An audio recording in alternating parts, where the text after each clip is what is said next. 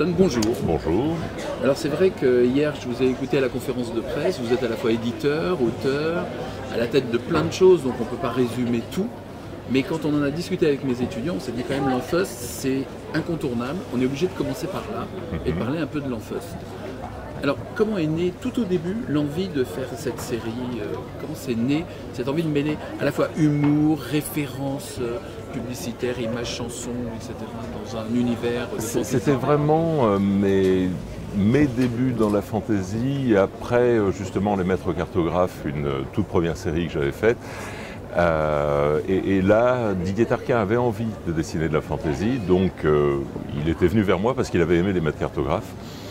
Et il habitait aussi Aix-en-Provence à l'époque, donc on avait sympathisé. Et j'avais cette idée dans un tiroir d'un monde où chacun avait un pouvoir magique et un seul, parce que les mondes avec de la magie, des magiciens et tout ça, ça m'ennuyait assez. Je ne suis pas un grand spécialiste de la fantaisie en BD, j'en lis toujours d'ailleurs, jamais quasiment. J'en lis de temps en temps en roman.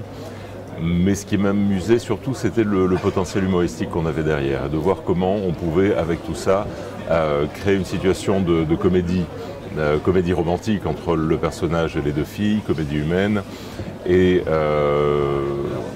Didier Tarquin a été tout de suite assez enthousiasmé par cette vision des choses, c'est-à-dire le mélange aventure-humour. L'éditeur l'a été beaucoup moins, on a dit d'un air très sérieux, non mais ne mélange pas l'heroic fantasy et l'humour, ça ne va pas du tout ensemble. L'heroic fantasy, c'est dark, c'est sombre, ça doit être sérieux, c'est un public très sérieux, et non, ne mets pas d'humour là-dedans. Je ne l'ai pas écouté, il m'en a plus jamais reparlé. Il faut dire que ça a quand même été un succès presque immédiat. Oui. Ça a vraiment été un succès. Ça a surpris très le scénariste rapide. Et le dessinateur. Ah oui, on a été extrêmement surpris. D'autant que l'album était, je m'en souviens très bien, était sorti au moment des fêtes, c'est-à-dire au moment où il y a énormément de concurrence sur les tables des libraires. Et Mourad Boudjelal, puisque c'était l'éditeur de l'époque, on avait tiré 2000 exemplaires. Donc 2000, c'est rien du tout. Et normalement, ils auraient été invisibles, ils auraient été mis directement dans les rayonnages. Et en fait, il a dû réimprimer une semaine après, puis 15 jours plus tard, et puis 15 jours plus tard. Mais on n'était pas vraiment au courant et on s'est rendu compte qu'il se passait quelque chose avec Didier. 15 jours après la sortie, on va à un festival à Maison Lafitte. Et pour une fois, on nous indique notre place, on nous dit « vous êtes par là-bas ». Et on voit une file de gens, et notre première réaction c'est « merde, on nous a mis à côté de Margerin, personne ne pourra accéder jusqu'à nous ». Et on s'approche et on voit que les derniers dans cette file avaient l'Enfeust à la main. Et là, avec Didier, on se regarde, on se dit c'est pas possible, il y a 30 personnes qui attendent pour nous. Là, sur ce premier album, on est inconnus. Et donc là, on a senti qu'il se passait quelque chose de très fort. Et là, j'ai même dit, je me souviens très bien, on était à Orly au retour, je disais à Didier, tu sais, peut-être qu'un jour on atteindra les 50 000 exemplaires avec cette série. Bon, aujourd'hui, au jour d'aujourd'hui, on a vendu quasiment 8 millions rien que de l'Enfeust, donc voilà. Alors c'est vrai qu'après, quand on est de l'extérieur et qu'on voit décliner avec les trolls, puis après avec le deuxième cycle d'Enfeust et tout, on se dit est-ce qu'on est juste porté par un aspect commercial ou est-ce qu'au fur et à mesure on se dit on a encore plein de choses à raconter, on a encore plein de façons de décliner l'histoire? Ou un peu les deux peut-être. Là, c'est une question que je vais te poser, puisque c'est au lecteur de déterminer ça. Moi, de toute façon, de mon point de vue, si j'écris un bouquin, c'est que j'ai quelque chose à raconter. J'ai pas besoin d'écrire un bouquin juste pour... je ne vais même pas salir du papier, puisque c'est un pauvre Macintosh qui prend. Oui. Mais ça l'use pas trop, ça. voilà, ça l'use pas trop. Du point de vue de l'éditeur, évidemment, il veut qu'il y ait un intérêt commercial à tout ça. Mais là-dessus, j'ai toujours été extrêmement vigilant à ne faire que des choses que je sentais. Et je n'ai jamais répondu à des injonctions ou à des demandes de l'éditeur. À un moment donné, quand l'Enfeust a marché très fort, Mourad a voulu faire un spin-off avec le troll Ebus, avec le personnage du troll, et je lui ai refusé pendant plus de 2 ans.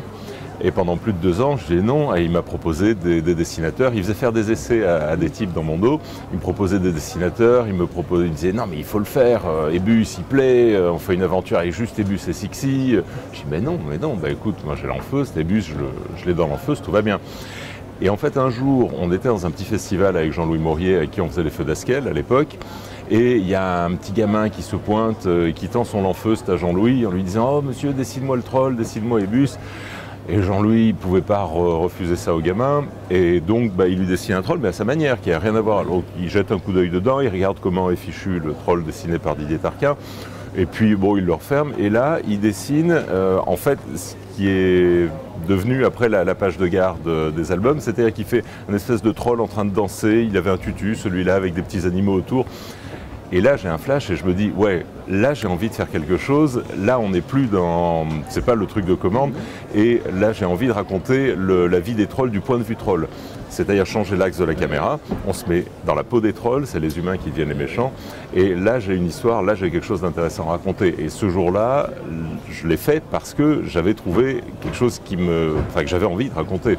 Et d'ailleurs, aujourd'hui, c'est très marrant parce que les trolls et l'enfeust ont quasiment plus rien à voir, c'est plus le même public, chacun a vraiment son identité très très forte et c'est pas du tout un lectorat croisé comme pour... Bon, il y a bien sûr une part de lectorat croisé, mais c'est vraiment deux lectorats très différents. Donc ce qui prouve que la série a une vraie raison d'exister. Voilà.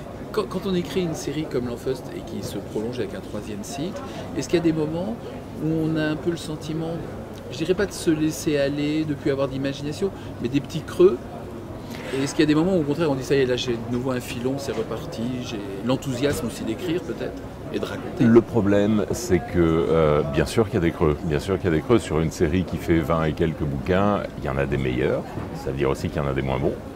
Mais le problème, ou au contraire la chance qu'on a, c'est qu'on ne s'en rend pas compte quand on est dans le creux.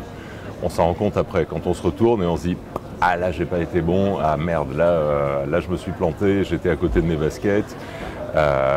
Si on s'en rend compte pendant qu'on y est, je crois qu'on doit tellement déprimer qu'on bloque. Ou on bloque, il y a ce risque de bloquer. Quand on a commencé l'Enfeust Odyssée, le 3e cycle, la 3e saison, je suis parti plein d'enthousiasme sur le concept de l'Enfeust redevenant étudiant au conservatoire. Un petit côté, je voulais donner un petit côté Buffy et les vampires dedans avec la bande d'étudiants et tout ce truc-là.